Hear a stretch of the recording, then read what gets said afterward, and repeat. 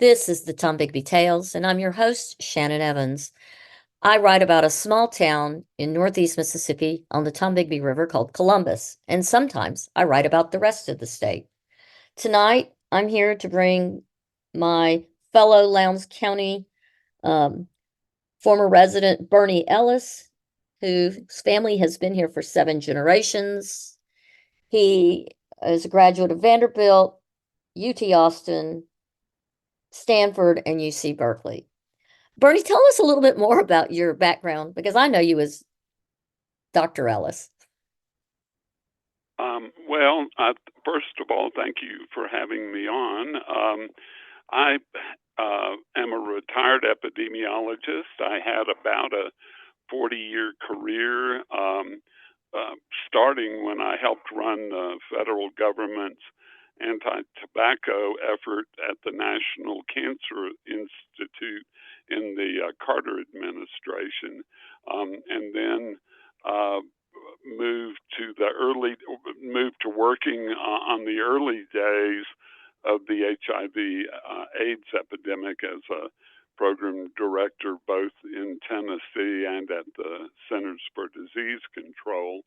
And in 1991, New Mexico recruited me to set up what turned out to be the first research unit within any state Department of Health to look at substance abuse as a public health problem. So that was a very interesting period. I've been retired now for about a decade and now live in Taos County, New Mexico, where I raise high quality Timothy clover hay and do a variety of volunteer efforts with the local tribes and communities. Wow, so you have a very extensive background. Oh, I would say that happens when you're overeducated and live to be 74. Well, I want to talk about the W. You and I have been having some interesting conversations and with each other and other people and people in our community. What is your interest in the success of the W? Well, I think like all Lowndes Countians, I have a number of family members who were educated there, including a distant male relative who I think was in the first class to graduate males from the W. Um, so I have that experience, but regardless of family connections, anyone who grew up in Columbus should be very proud that we have two um, uh, amazing distinctions. The first is that Franklin Academy was the first public school chartered anywhere in the state of Mississippi. Before that, children either were educated at home or in privately funded schools. And then, second, the W, as we all know, was the first publicly funded college for women anywhere in the country, and I dare say perhaps anywhere in the world. Again, before the W, if women wanted to be college educated, they needed to be from families with sufficient wealth to be able to send them to private schools. So the W's role in helping crack the educational glass ceiling for women and thereby allowing women to begin to move beyond their role as chattel is something we all should be proud of. And in my professional career, I've often, had to deal with prejudices about Mississippi, uninformed prejudices about Mississippi, and to be able to call on those two facts normally quieted who my uninformed opponents in those discussions. So I think we all have a real stake in supporting the W and getting it through what appears to be a serious crisis in mismanagement and misplaced priorities right now. Can you elaborate more on what you mean by mismanagement and misplaced priorities? Well, I can. I imagine I became informed of the name change brouhaha through one of my high school classmates who was a W graduate and probably read the first information on her Facebook page. And so as I followed up myself and engaged in the local debate there, one of the things that struck me immediately when when I watched the live broadcast by WCBI at the initial naming colloquium when the Brightwell name was floated. Well, in reading the comments, as I remember, there perhaps was only one person who was defending the decision.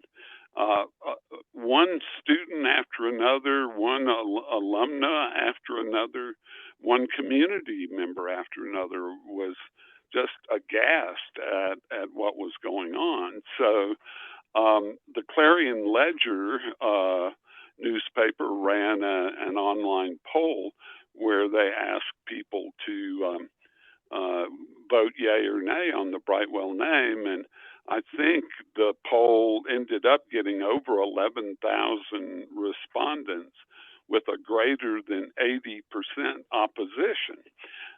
And as I read the comments that were posted with that poll, I'd like to read, if we've got the time, Absolutely. what a current W student posted. And all I know is her first name is Haley. She didn't post her last name. And this is what Haley wrote. The problem is not the name. The problem is the people who follow me to my car. The problem is the beggars who have literally cornered me inside the gate to beg for money. The problem is the out-of-date dorms. The problem is how my friend in the honors dorm constantly has no air conditioning or heating due to it breaking down all the time. And the best the W could do was give her a roll-around heater. The problem is how nobody wants to dorm in the back dorms due to everything that happens back there. The problem is how the gates are not truly secured at night. The problem is the lack of communication between departments and offices. And then it's somehow my fault as the student when something goes wrong and no one communicated that to me. The problem is how no one listens to our complaints and just assumes the reason no one wants to enroll is something as stupid as our name. I literally hear students beg their friends all of the time, saying this campus is unsafe, go somewhere else. But go ahead and change the name. I'm sure it magically fixes everything else.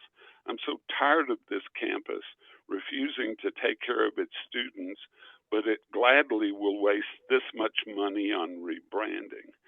And that's the end of her statement.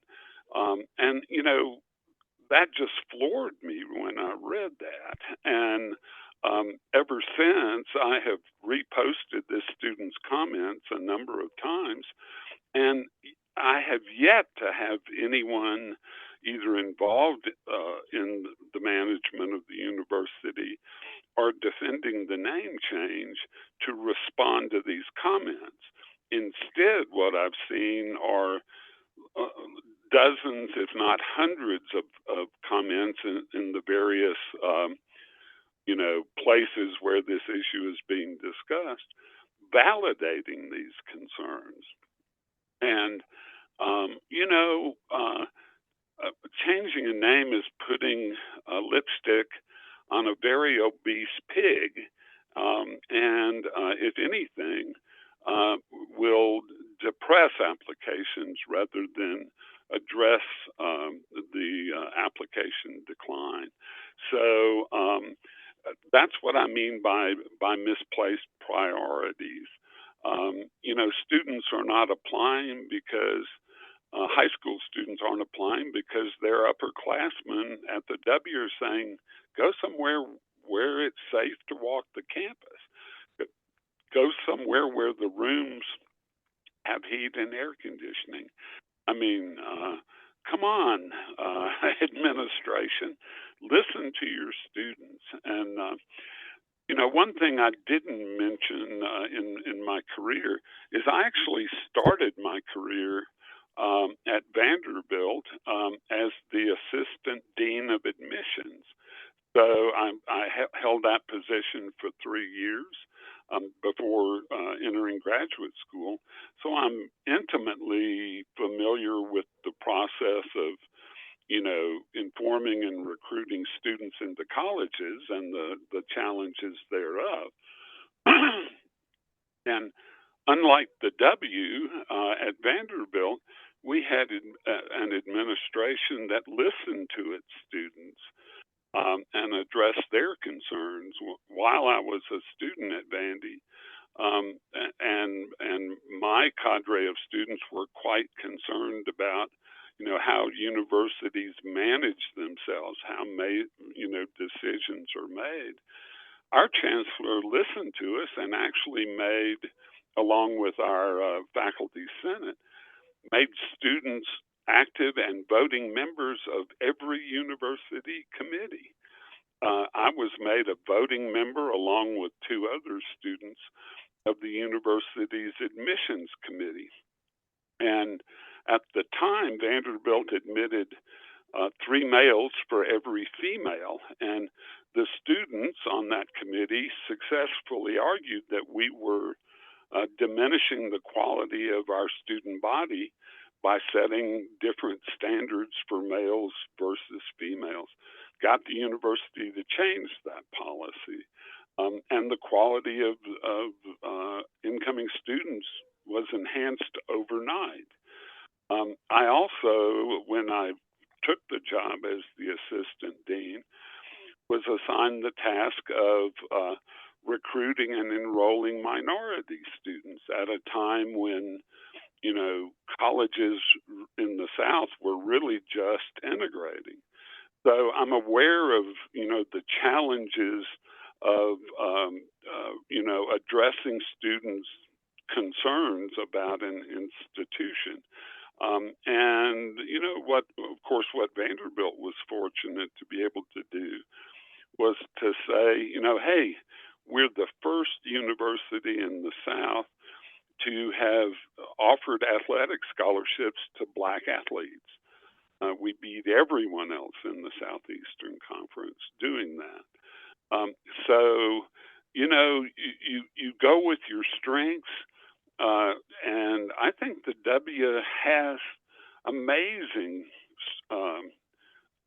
has a cadre of strengths that are literally being ignored rather than emphasized. And the two that I would focus on clearly are the historic nature of the college, and secondly, the fact that the W has admitted men for 40 years, and a number of those men are quite vocal supporters of the W and quite vocal supporters of not changing the name. So, the issues that need to be addressed are the ones being ignored. And frankly, the president and others are hanging their hats on a name change, suddenly, changing the perception of the university. in terms of the applicant pool. What it's going to do is depress the number of applications. No one applies to a college they've never heard of. Mississippi Brightwell or whatever they call it. You don't apply to a school you know nothing about. And any interaction with potential students is immediately going to pivot to, well, we used to be Mississippi University for Women. And I imagined a conversation there where a student would say, okay, I've heard of the W and I've heard of your groundbreaking work. Why on earth would you change your name to get away from that? And the conversation proceeding with this fictitious student to say, but I also know people who've gone there who either have transferred or are planning to transfer because of the dismal state of the campus. So those are the conversations that are going to take place, and the presence of a new name won't change that conversation other than perhaps to confuse applicants and depress the applicant pool. Well, I think all of this is clearly part of the problem. It's my understanding, and I do not have this actually from the W. I read it in an article. So the validity of it, I cannot vouch for. But based on the number of students I see on campus, I think it might be very close to the truth. I know there are less than 3,000 students enrolled. I'm pretty sure that's the numbers they published. It's my understanding there were only 88 freshmen who enrolled this past fall. Oh my God. Now, yeah. I could be wrong, but Yeah. I got that on pretty good authority. I've actually seen it in 2 places. But here's what's really shocking to me. There was a previous attempt to rename it. I think they were going to call it Renova or something. That's been, I don't know, years ago, maybe 10 years ago, maybe 7 or 8. But in the recent times, the executive director of university relations, and I can't remember her last name. Her first name's Annika. She is responsible for 2 failed naming attempts as the head of marketing and PR. And now we're looking at a possible 3rd with this. It looks like it's going to be Windbridge State University of Mississippi or Windbridge, Mississippi State, something. They got to have Mississippi in the name or it won't make it through. It still has to make it through the legislature. So whatever they've chosen still has to be, cleared. But how can someone who is allegedly responsible for marketing, PR, the web, all of that, go through this process 2 times and possibly a 3rd one without listening to any marketing professionals? And now, right. Go ahead. Well, or listening to the vast majority of students and alumni and community members, all of whom are saying, for a host of reasons, you're going in the wrong direction. I mean, that's, to me, the first criteria for an effective university administrator is the ability to listen. And from where I sit, it definitely looks like there are more than a few people who need to take the cotton out of their ears and put it in their mouths. I mean, all you would need to do is sit in a room for several hours at a computer terminal and count the yays versus nays in half a dozen or more discussion arenas around this to know they're going in the wrong direction. Well, what's interesting to me is there doesn't appear to be any leadership. It just seems to be, let's throw a dart, and then we'll put Nora Miller up, another W grad who's the president, but I don't see any leadership. She just goes up and goes, okay, we've come up with a name, and well, we're going to reveal it, and then after 18 months, everybody went, "What in the hell did you come up with?" And Brightwell, I mean, it sounds like we're all going to a dental school now. And Right. then, we've gone through two marketing teams, 24 months, how many thousands of dollars? And the irreparable, probably, damage to the university's reputation and its good name. And you've burned through so many alumni who are just appalled. And then, add to that, now they've hired someone to do branding. I guess they're doing internal branding. I'm not really sure. The W made a big announcement of this person. And yet, when you go to look, they have absolutely no experience with branding of a university or a large corporate entity. They don't really even have a web presence. Their statement is they don't need a web presence because they do everything by word of mouth. And but there's nothing that validates why this person is the person for the job, except she's a third generation W graduate. You know what? Well, I'm a yeah, third generation, but I've written books on search engine optimization, and I've worked at colleges and universities in various roles. I've worked in recruiting, I've worked in admissions, I've worked for some major universities doing instructional design teams and building platforms for students for online learning. No way in the world does any of that make me qualified to be branding a university. and my frustration again from a distance was seeing how a much larger team of competent and experienced marketing professionals pulled together the campaign to change the name to the W Mississippi University. And even though they were given and put together an excellent visual presentation, and even though they, with much effort, were given an audience, their suggestion was summarily dismissed. It's my So, understanding that that's the person that they pulled on to do the branding now and is absolutely in love with Windbridge or whatever because it's a W. So right, now, so now rather they've, I don't know. We could say this person has gone to the dark side. I don't know.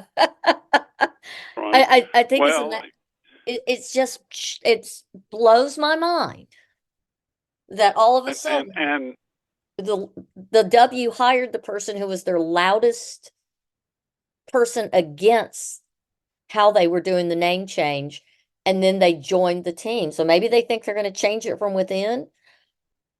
It was a nice presentation, but it was not branding. right. Well, and what frustrates me, um, you know, we've got several issues here. One is the loss of current students and the diminishing application pool, and that's quite definitely tied to the real issues on campus, which have to do with safety and deteriorating facilities. And from my perspective, if the leadership embraced its history, its groundbreaking history, rather than run away from it, I mean, I can myself name a number of foundations and women-centered philanthropists, and quite likely, women-supported corporations or corporations managed and directed by women, all of whom would be ideal audiences for a massive national fundraising campaign to address some of these fundamental issues. I mean, I mean, these days, I would approach two right off the bat.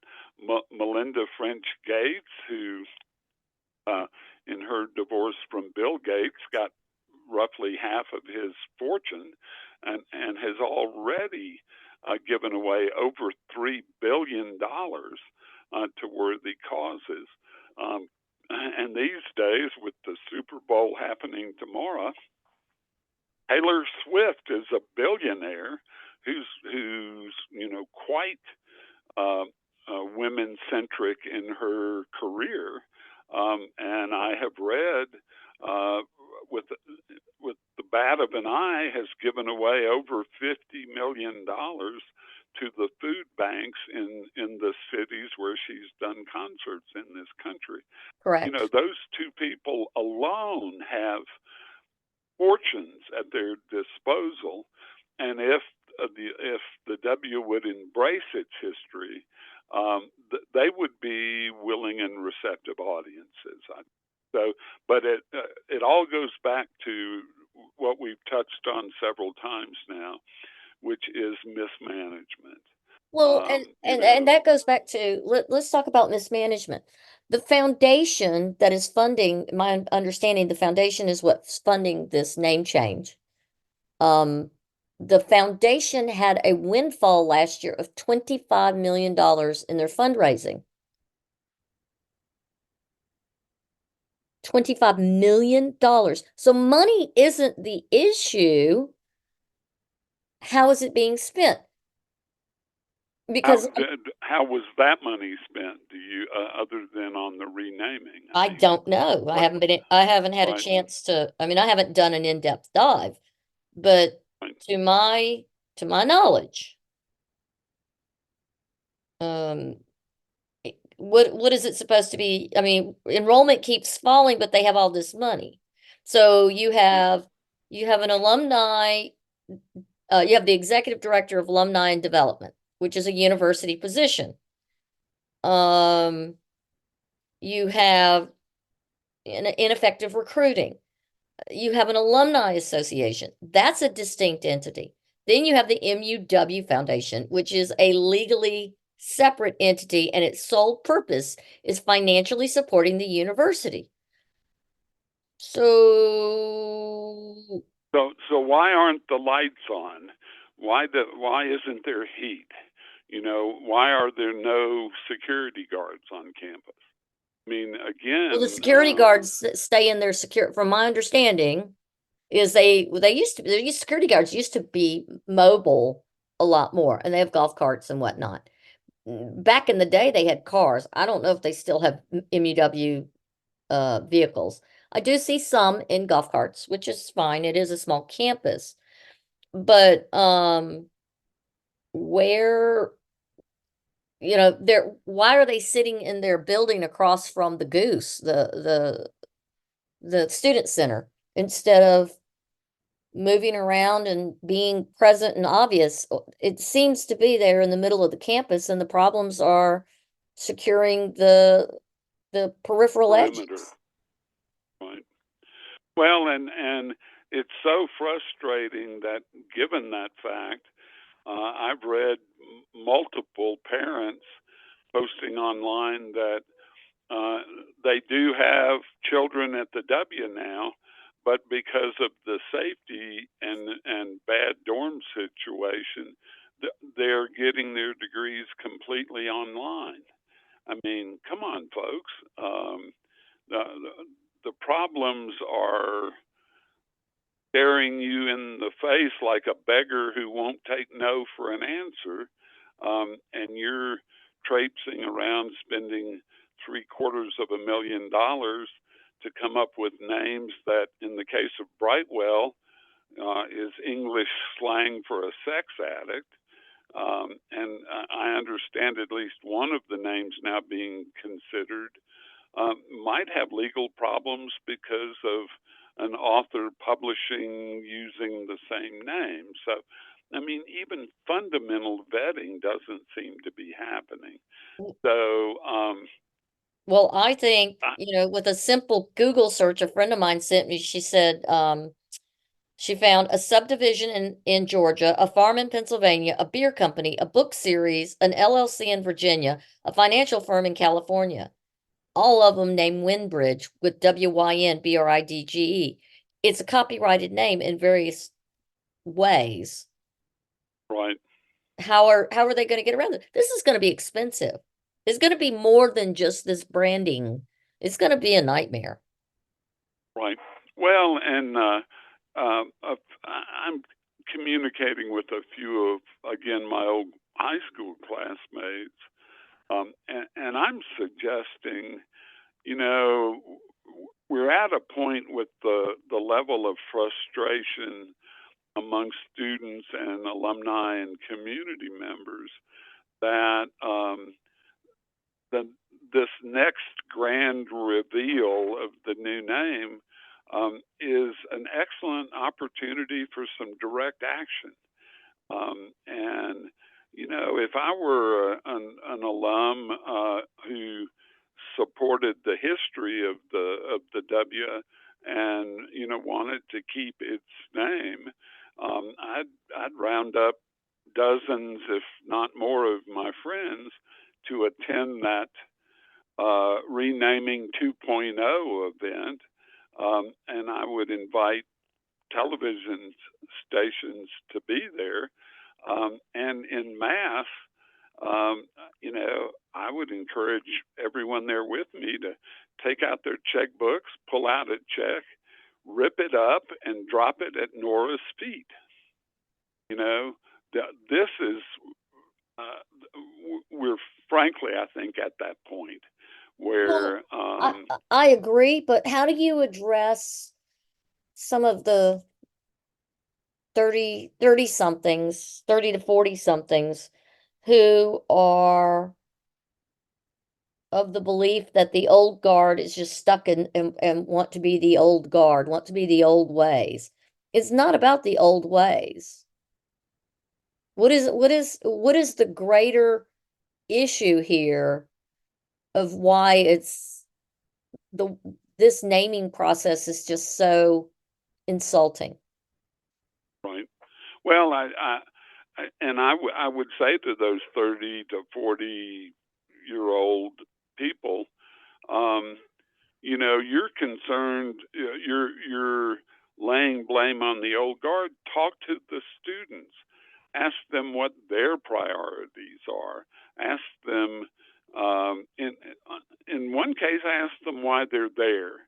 And I think a significant number of students would say we're here because of the history, and we're also here because you know there are excellent programs that you know we came to study with.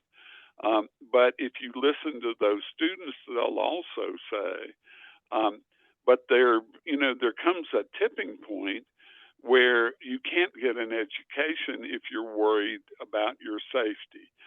You can't, you know, get an education when you're having to sleep under 6 blankets at night to keep from freezing to death in your room.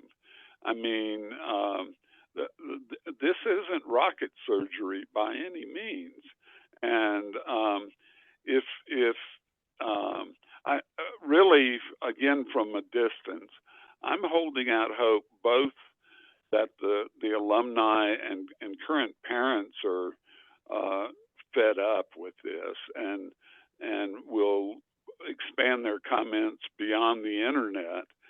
And again, I think when this renaming happens, I think turning that to the advantage of the real priorities that need to be addressed, you know, is an opportunity that should be taken. And beyond that, and I understand this is going on, I think the real conversations need to be elevated to the legislature, to you know local legislative leaders, and to the university governance structure of the state.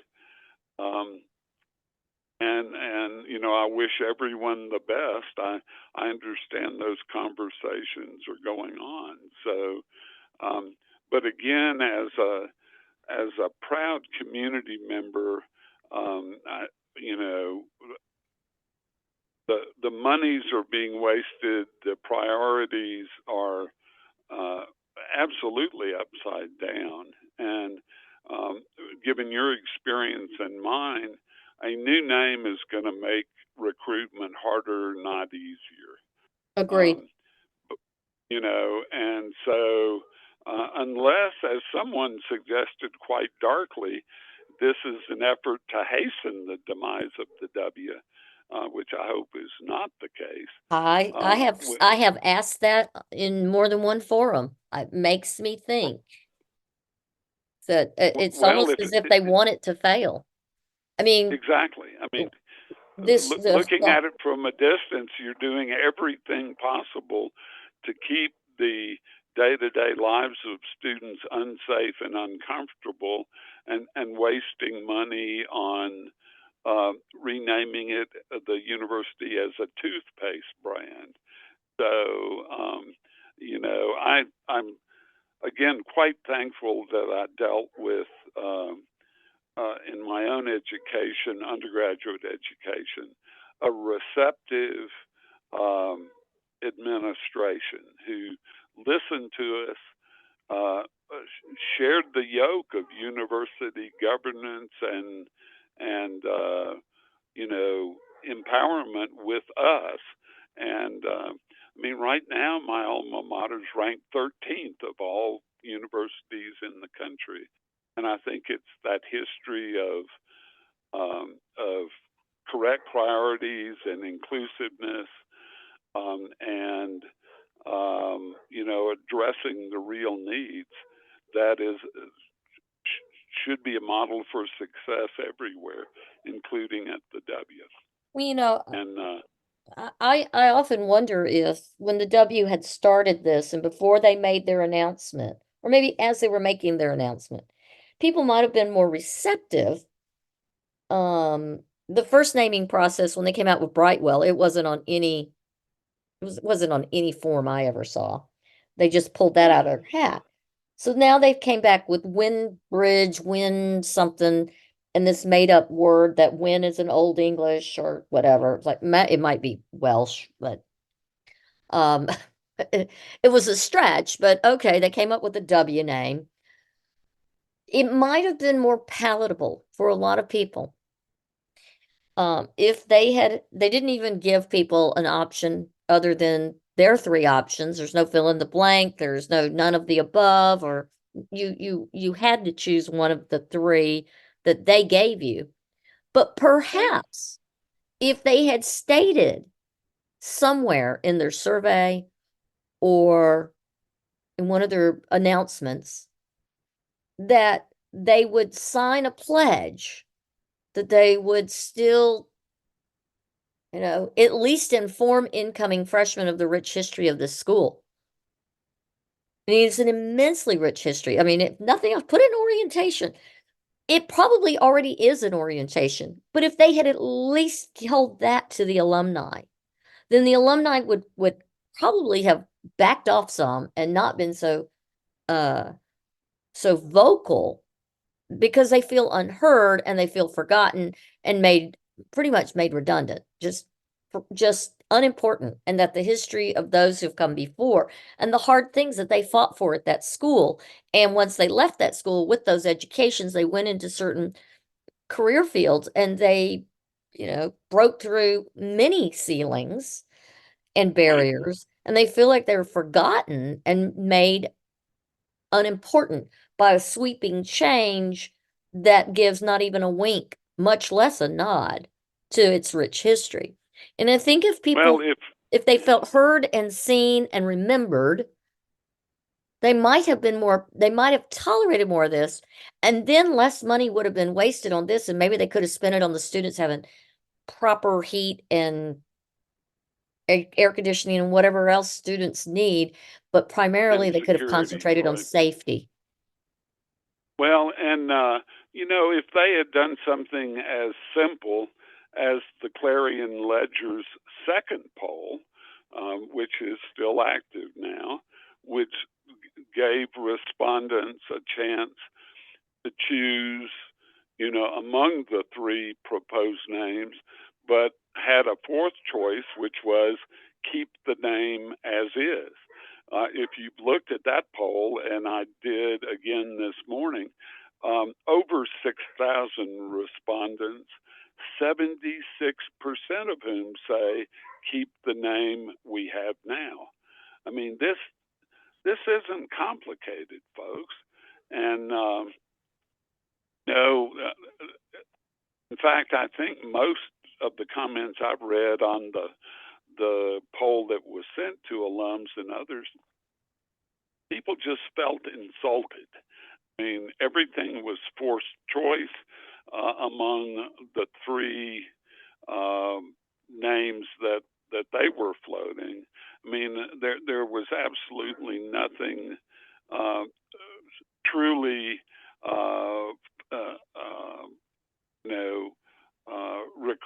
not recruiting, but encouraging open input by the respondents. So all of this just looks like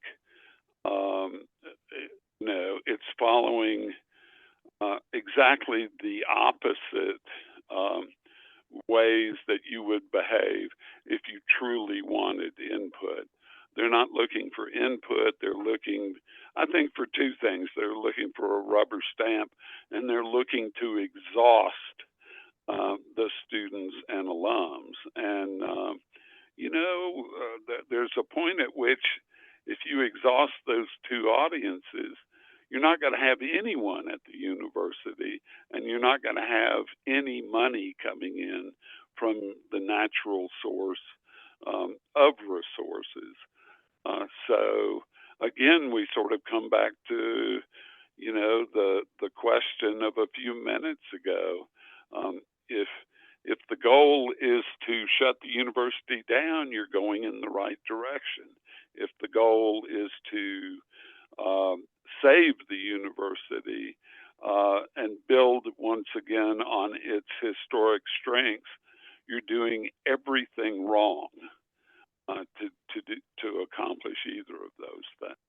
There seem to be an So, awful lot of egos involved, and I find it interesting that the university president has been so quiet on all of this since the fiasco of naming the new name at, what was that, at convocation, whenever it was.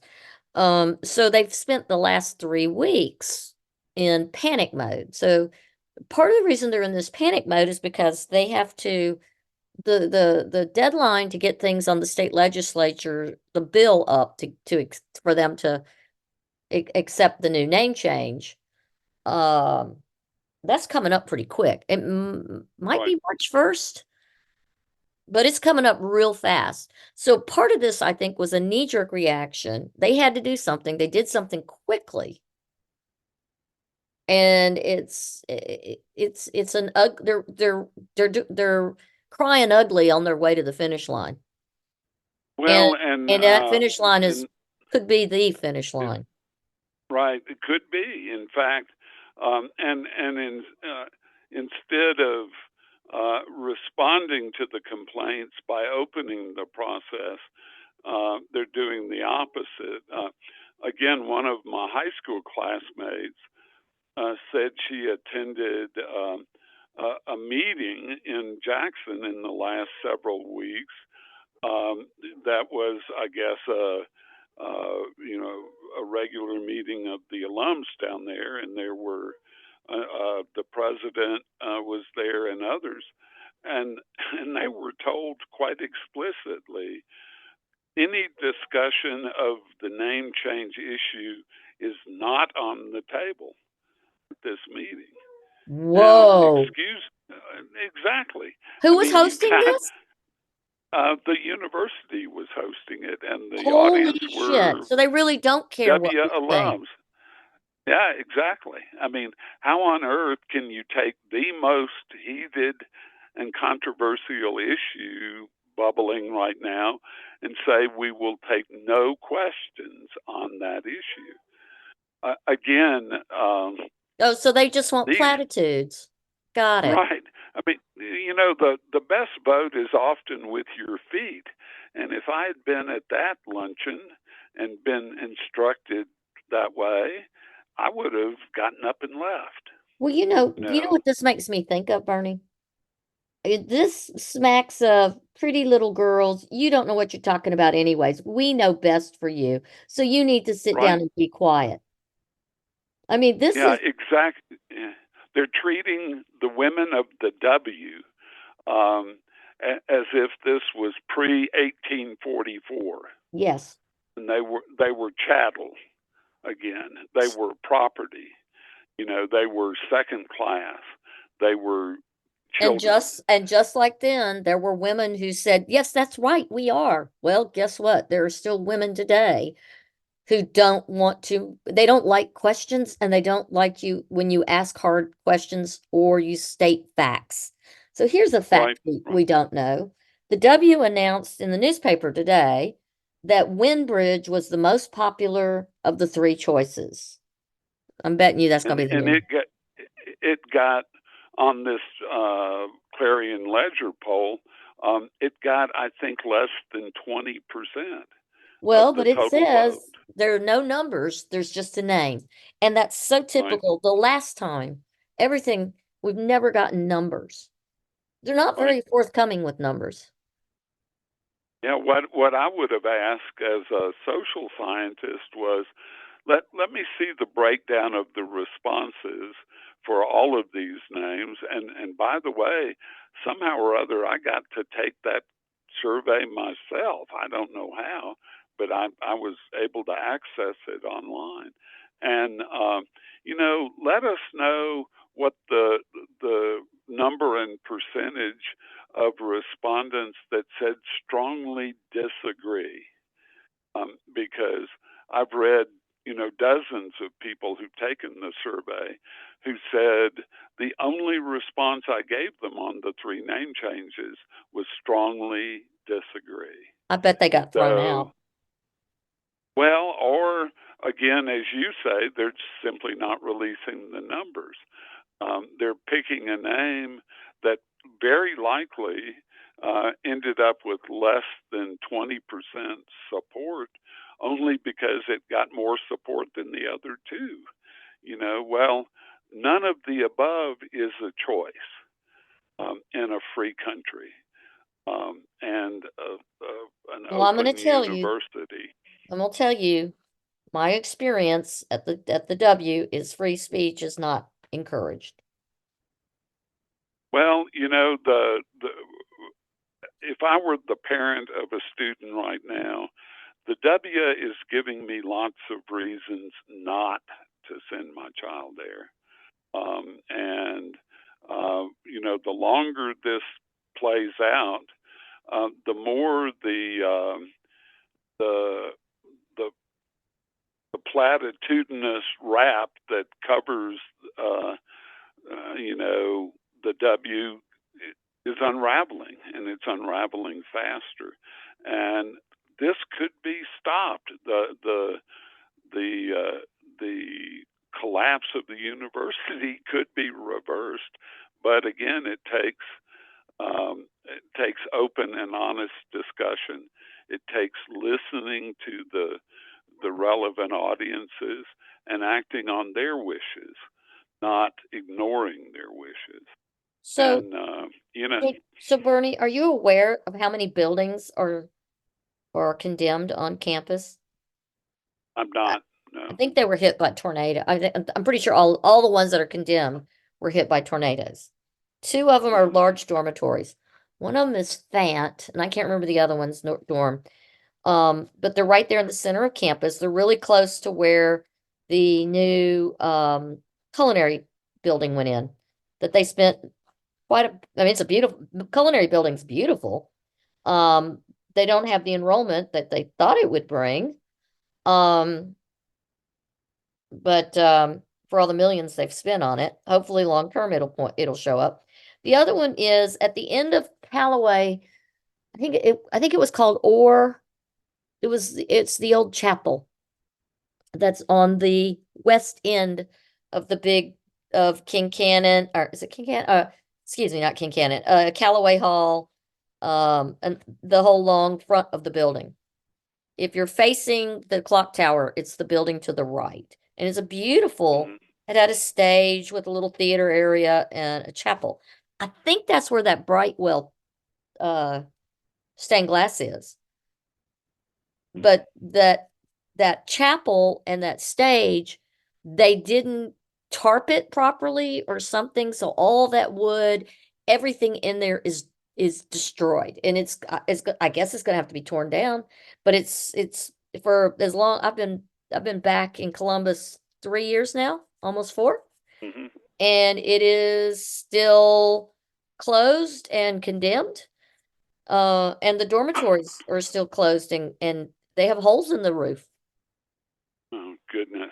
And and Um, and I can understand. I mean, there's not been a new dorm built in forever, but what did they do with the money they got from the federal government for the damage? I know they repaired Callaway and the clock tower, and they did do good preservation work on those front buildings, but it's incomplete, and I don't understand right. why. And I would Well, think as a foundation, that would be my priority, not renaming. right. Well, I'll tell you, I certainly hope this gets worked out.